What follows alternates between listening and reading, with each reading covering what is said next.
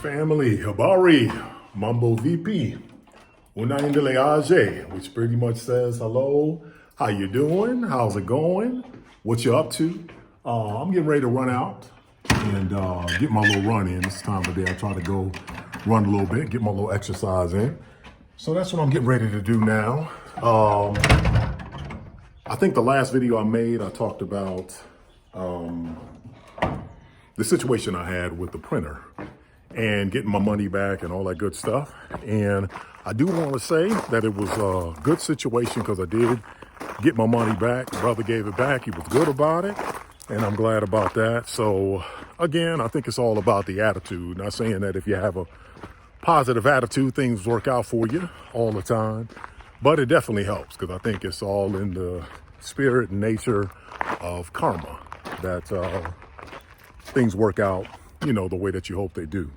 So anyway, when I head out, you know, I'm always leaving out of my compound, and this is always locked with security measures. So, you know, gotta unlock it and lock it back as I head out, you know, for this run. But what else?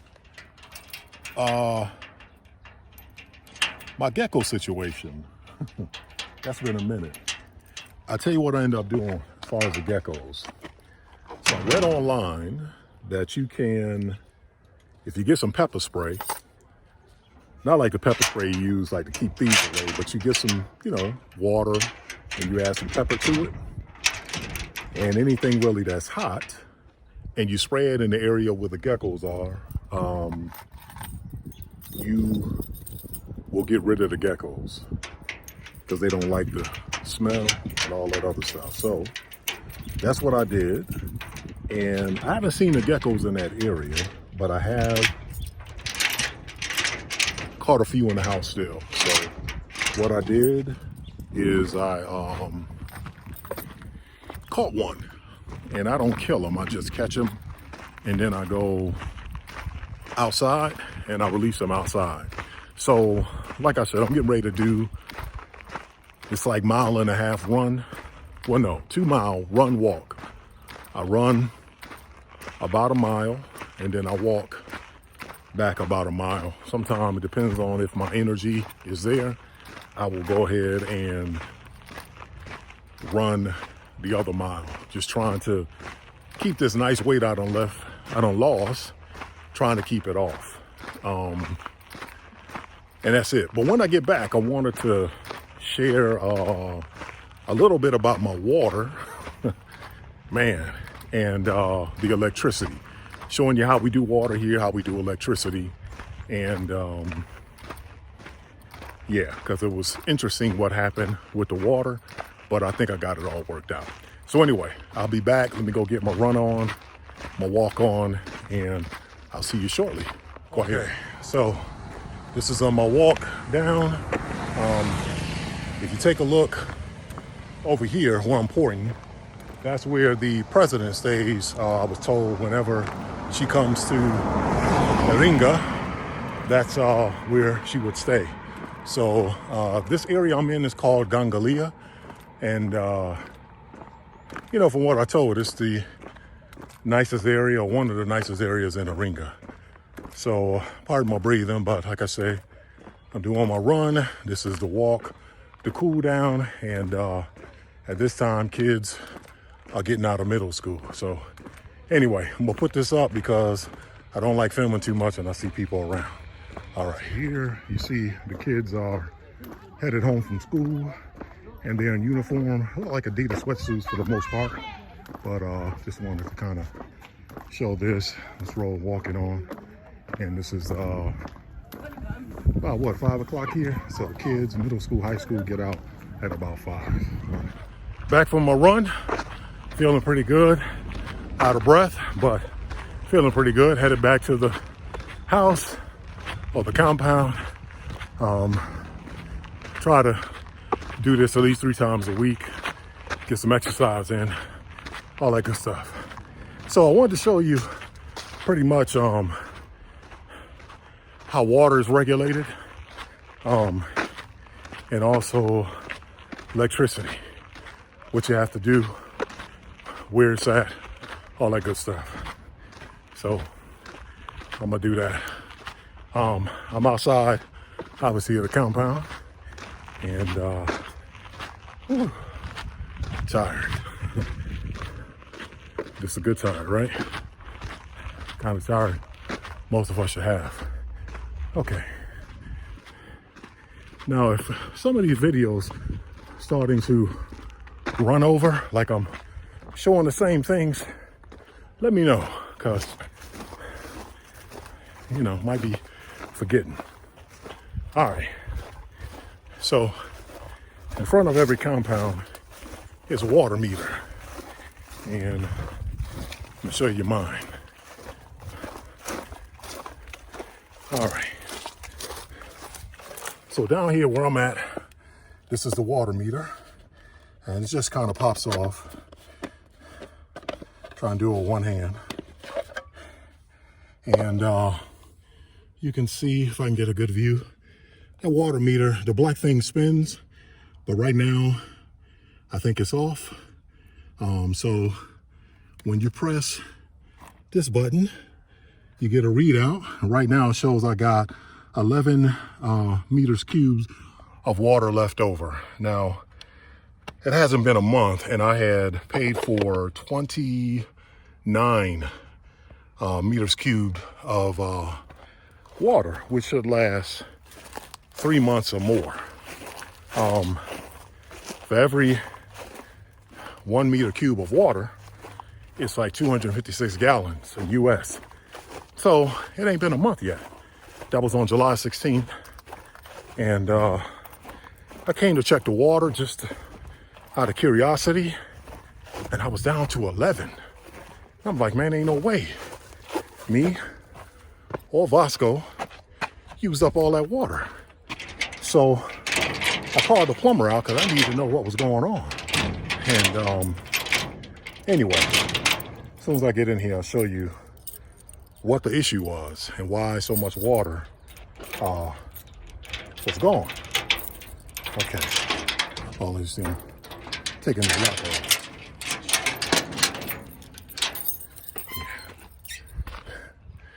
Get inside. We'll put all this back. Now, you might remember from the videos that there's a big water tank on the top of the house. And so that water tank is like 1,000 liters. Hold on one second. Got to get this lock on. So hold, try and do this with one hand. Don't always work the best, but it can be done. Hold on. Okay. All right, that's on there. So on top of the house, it's a huge water tank. Let me show. You guys see that water tank on top of the house there?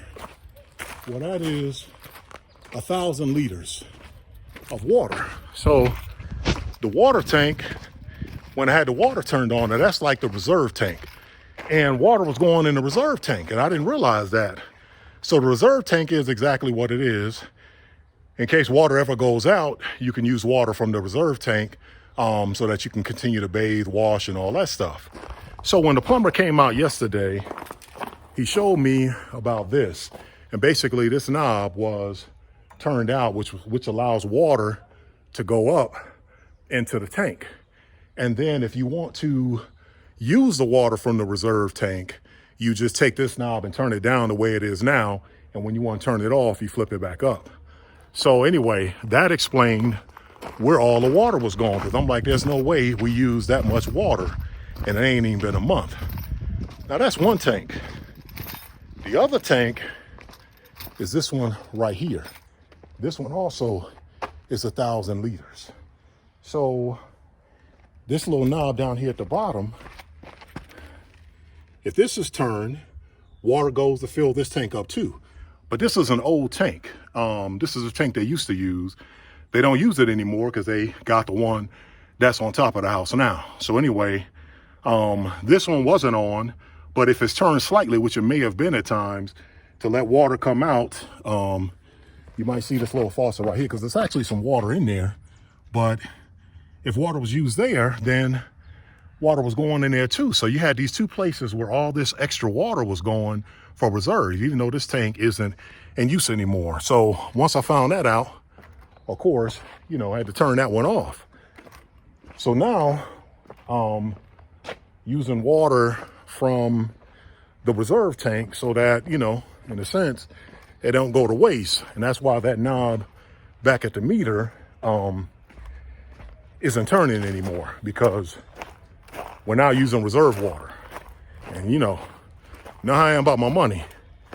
I want everything that's entitled to me. Whatever I paid for, I want it.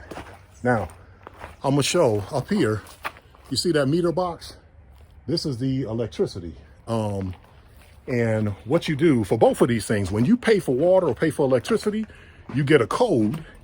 And with that code, you type in the code and then it releases or it turns on the electricity or the water. So to check this meter, I usually got to climb up, which I'm doing now. Just trying to be careful. And right now I'm showing about 40 kilowatt hours of electricity left. And, you know, that's pretty decent. So this seems like it's going to last for the month. It cost me about 50,000 shillings a month for electricity and water. You know, 50,000 shillings of water will, you know, give you a lot of water for many months. So let's just say that's more like 25,000 shillings for water. Something else Vasco showed me today. So I got these skin tags on me that I don't like. And I was looking for a method to get rid of skin tags. So I came across this YouTube channel that said use lemon juice. So I was like, okay, cool. So I went to the market yesterday, got some lemons. You know, I couldn't find cotton balls. Cotton balls here, I just can't find them. So if anybody's looking at this from Tanzania, please tell me where in Iringa, I shouldn't just say Tanzania because I'm sure there's plenty in Dar es Salaam, but where in Iringa I can get some cotton balls. Well, couldn't get any, but I got, you know, ear swabs and I'll just kind of use those. But anyway, I went and got some lemons, right? At the market, cut them up because the lemon juice is so acidic that it will, you know, you put it on your skin tag and it will work to get rid of it. So today Vasco like, yeah, look what I got. And I'm like, oh, okay, that's a lemon? He like, yeah. I'm like, oh, okay, cool. He said, I got that from the tree. I'm like, the tree? So he showed me what I'm about to show you guys, that I have a lemon tree, and I just want to find one he showed. This is a lemon tree, and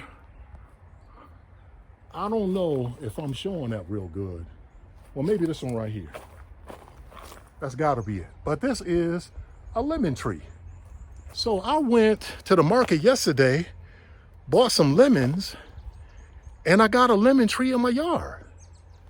I didn't realize that. So yeah, you see those lemons? So, I mean, man, you talk about eating off the land and healing from the land. That's like incredible. So he showed me, actually, I have 2 lemon trees. Now, maybe I'm at fault because I didn't get out here sooner. You know, all that nervousness I told you I have, you know, about the wildlife. And if I had, now he showed me that this might be a lemon tree too, but I don't see any lemons. So maybe it wasn't this one he showed me, but showed me I had 2 lemon trees out here on the compound. And it was just cool to know that I got a lemon tree. So I could have just picked lemons and did the lemon juice, because, you know, you got to make it fresh. Yeah, I could have just, you know, came out here and picked it. But, you know, you live and you learn, right? And that is definitely my situation. So now, so it's August in Iringa. So now it's about to get hot. if I hadn't told you, in Aringa, June and July is winter, you know. And July over here is the coldest month of the year. And so now we're more, going into August, and it's about to get hot. I think, I keep looking around because I think that this is the other lemon tree, even though, I don't see lemons on it. But I think this is the other lemon tree he told me about. So to Idris and Gail, I ain't forgot. Don't think I forgot about learning what's what with the plants, because I think it's this tree. And the brother that really knows about this hasn't been out here when he come back. But this tree right here that have these type of fruits, hopefully I'm showing that I don't remember the name, but basically he told me that these leaves, if made into a tea, can help stomach aches. If you got a bad stomach ache, you take these leaves, grind them, or boil them into a tea, and it resolves the stomach ache. So I know I got to find out what that tree is called, so that I can share that with you guys, okay? And I've got a couple of those trees out here. Actually, here's another one. A lot more fruits on this one. Now, I tried these fruits, and I don't particularly care for them. They're not, bitter or nothing. It's just, I don't really care for the taste. But I got, several of those trees out here. Also learned I have a avocado tree out here as well. And also, for Idris and Gail specifically, this tree has these berries. Zoom in on those real good. Actually, these berries right here are ready to eat. So when the berries turn red, I'm sorry, not red. They turn like a deep purple. My finger in there real good? Okay. Yeah, and once they turn purple like that, you can eat. But I was told that these berries are good for the bloodstream. Very healthy with the bloodstream. So a lot of times, Awa will come out here and pick the berries. She'll bring me some, she'll take some, and but it's good for the blood. So again, I have to find out the names of all these. My help that comes through speaks Swahili and with a little bit of English, and usually when they're out here, I don't have my notepad and stuff to write down what they're telling me. So anyway, so out here, mangoes. Again, this type of fruit, I gotta remember the name. One of my colleagues told me the name of the fruit. And the leaves on these trees help you if you've got an upset stomach by boiling it, or crushing it up.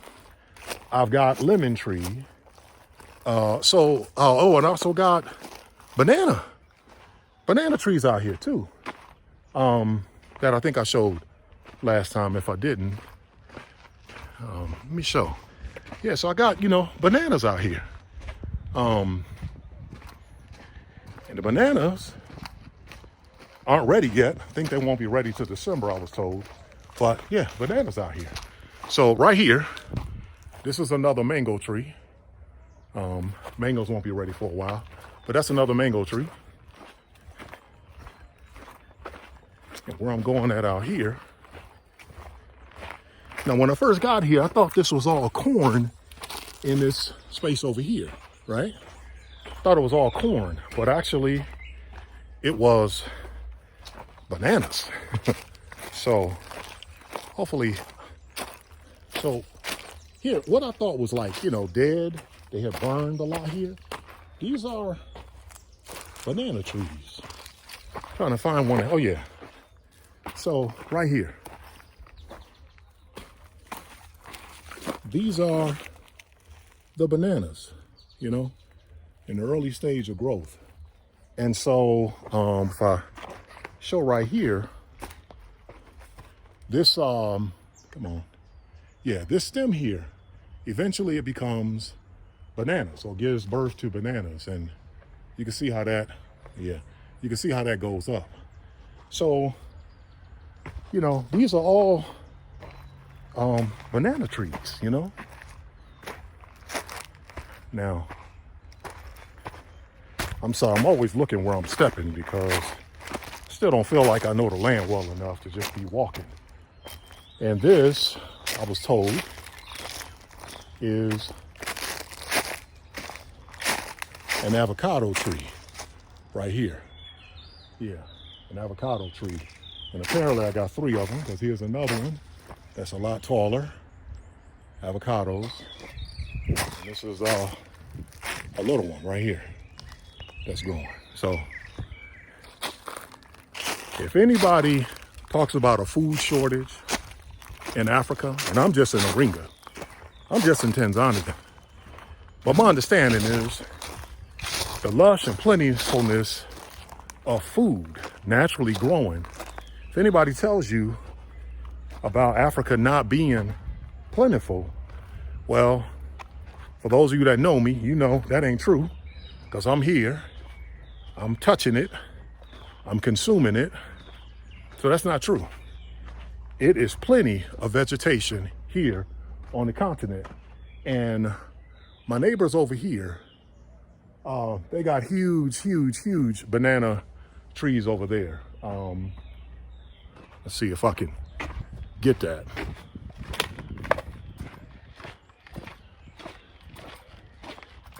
Yeah, now I don't know. Let me see. Got to go up in here where these chicken coops are. Well, this is where Vasco be. That's brother be cooking. Got all kinds of stuff to cook with. And inside of here, sorry about that, but inside of here, you can see Vasco got all his cookware in there. And, you know, he be cooking, you know, right out here in these chicken coops. But let me show you up top here. Let me see. Is that good? Hopefully I can get that good. You see all those bananas? Yeah. That's bananas up there. So, I mean, just plenty of vegetation out here. So, you know, that was impressive. And, you know, between Vasco and Awa, they showed me all that. And also, Awa showed you know, he had some beans here. I don't know if she planned to take them or they drying out. I don't really know. I ain't eating them, you know. But anyway, just showing that. So, yeah, there's plenty vegetation out here. And again, this is just Iringa, right? We're talking about a whole continent that's got food everywhere. So that if the supermarket's closed or something like that, or you couldn't get food or whatever, you know, you can get it here. I mean, you can get it in your yard. It's in your yard all day long for you to, you know, consume and not starve. So anyway, just wanted to show that. And I know my family knows, but for y'all that didn't, I got like a solar panel generator. Now this saves me a lot on my electric bill because the generator is actually right here. This is a Blue Eddy generator, and it stores up to 2,400 watts of power. It's a lot of power. So I charge my laptop, charge my phones, and all that other good stuff. Get charged for free energy from the sun. So that's how I do that. So usually after a run, I like to kind of chill out. I just got these chairs here you see in the background. I just got these chairs yesterday, and I like to kind of cool out, cool off, relax a bit, and reflect, you know, think about things, and just, you know, try to come into it. I'll give you one reflection that I did have. I've been reading a book, The African Diaspora, and the author goes into a lot about the transatlantic slave trade, the East Indian slave trade, the effect of the Olmsted Rebellion that took place, where these Africans who were enslaved being brought over to the so-called New World actually held a rebellion, captured the captain and his crew was trying to turn the ship back around to head back to Africa, but instead ended up in Europe. And was it Europe? No, so somehow ended up in America, I think. And anyway, went through a big trial, whatever. Eventually, got their freedom and all that kind of stuff. And basically, in that, it was talking about empowerment and how they really didn't get a lot of credit to Amistad, even though they made a movie. Credit in the sense of what really the Amistad Rebellion represented. And what it represented was the reality that African people, Black people, didn't just accept slavery. They didn't just come into the continent and just take us and we just humbly, overly submitted to slavery. And the Amistad Rebellion, which is just one of of many different slave rebellions, both on the continent, in the New World, and other places. But we didn't just submit to that. And what we're taught, at least in America, is that we just somehow accepted slavery, with no fight, no rebellion, no nothing. And just because white folks took a whip and whipped us, killed us, mutilated us, raped us, in the most horrific ways.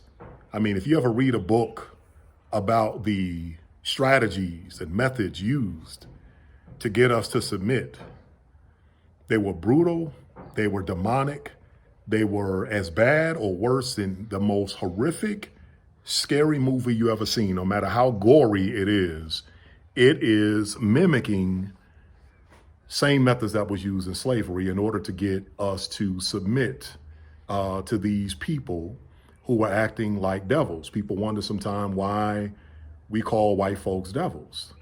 Well, if you're a Christian or Muslim or whatever holy book you got, whatever it represents the most demonic spirit and what that demonic spirit does, how it does not care for human life. It does not care for human dignity. It does not care for preservation of life. It has no feelings, no remorse. It can go and mutilate an innocent child in the worst way and go to Burger King and have a hamburger like nothing ever happened. So any horror flick that you've ever seen, any serial killer and the horrific things like the Jeffrey Dahmers and the Charles Mansons and, the many others that, historically we known about had did some really sick stuff to other people, is the same people that look the same way, same color, same race, did to us. Wouldn't matter if you was a man, woman, child, it didn't matter. The horrifics of slavery are unimaginable to many of us. And if we had to sit down and watch it, it would drive many of us insane. Forget crying, that wouldn't be enough. It would drive you insane. So regardless or irregardless of how horrific that was and still is, because we still have Black men, women, and children being murdered, brutalized horrifically. The most popular modern time, I guess I'm gonna say, I'm going back to Rodney King. I'm still calling that modern because it's in, our generation, our lifetime, right? If you just reflect on that video, right? Just beating this man senseless, right? Can't do anything, beating him senseless. As of recently, we just see us getting gunned down like wild dogs, right? I mean, how many bullets do it take to kill you? Really one. You shoot them in the right place, but if you don't shoot them in the right place, maybe a couple of bullets. But we're finding, men, women, children getting shot, 15, 16, 20 times over. Still brutal and horrific. Just like you imagine the devil would be. Brutal and horrific with no remorse and no feelings. So when we say devil, when it comes to them, we're talking about a behavior, we're talking about a state of mind of a people and what they can do or have done to another people in the name of, because they just felt like it, because they felt they could. But what's being misled to us as Black people is that we just accepted it. We didn't fight back. We didn't fight back much. And that's just not true. And our only heroic story is not just what the Haitians did, because when the Haitians had their rebellion, they used to behead the slaves. Once they, if they rebelled, they would behead them. They, being white folks, would behead them, take their heads and put them on a post, so that the others who were fighting for freedom would see it and be so terrified by this horrendous act that they would be filled up with so much fear that they wouldn't fight back and they would easily be taken over. Well, in Haiti, in their revolution, when they saw that, all that did was just fuel the fire. And so it was truly an eye for an eye. So when they beheaded us, we beheaded them. And that happened in many different rebellions that went on when it came to us being enslaved or them trying to enslave us. We did not just bow down and say, okay, we're just going to take this. And again, with everything that was done, you would think that's enough to shut down anybody, right? I mean, could you watch somebody take your mother, rape her in the worst way possible, make you watch it? Take your sister who might be pregnant and stick a knife in her vagina and slice her or cut her from her vagina all the way up to her chest and watch the fetus or the baby come out, and you had to sit there and watch it? Could you picture your father being tied to a horse and drug along the ground pretty much until all was left of his body was bones? Could you watch that? And if you watch that, you think you'd be the same when everything was over with? Could you be a child sitting there and they take your parents and they tie them to these wooden stakes and put big rocks on the wooden stakes and push them into deep waters? And you're watching the bubbles come up from the water, knowing that's your parents and knowing they're not coming back. And the ones that are doing that to you just sit there and laugh and chuckle and look at you and tell you, see, you see what we can do to you? You see what we've done to you? And they don't care. And then they just get in their cars or they get on their horse and buggies or their horses or whatever time period it took place, because it ain't like this was all old time. This is modern stuff still happening, and just drive off and just leave you there. I don't know, you like 9, 10 years old. Could you watch that and think that your state of mind would be the same? Probably not. Most likely not. I mean, we stress out if we working too many hours at work. Or if we're a young person and we got a lot of homework from classes, we stress out because of that. So you imagine watching something like that horrific. So you do that to a people, and the people still find and still have in them the desire to be free. And still fighting and giving their lives to be free. That's a pretty strong people. So imagine if they taught you that when you were going through school. That even though we enslaved you, man, you was fighting all the time and successful. And then at times was unsuccessful because you were outgunned, outlawed. And when I say outlawed, meaning that you had all the laws working against you. So someone kill your family member and you kill them back, they kill you anyway. They take you to jail or whatever the case may be to shut it down. There was this good movie my mom had me watch. It was called A Time to Kill, where these white boys or devils raped this little black girl. She couldn't be no more than 8 or 9. The dad, they got caught and they were being taken, I guess, to the jailhouse. The dad came in the jailhouse and shot both of them. Broad daylight right there. Now, you know what was going to happen to him. He knew what was going to happen to him, but it didn't matter. So imagine if we as black people was taught that with all the atrocities that happen to us, you don't never stop fighting. And you inflict the same pain that's being inflicted on you. We were truly an eye for an eye. What would happen? How different might things be? How different might our lives be? Just something to think about. All right, so until the next video, Kwaheri, Nakupenda, and always good reflecting.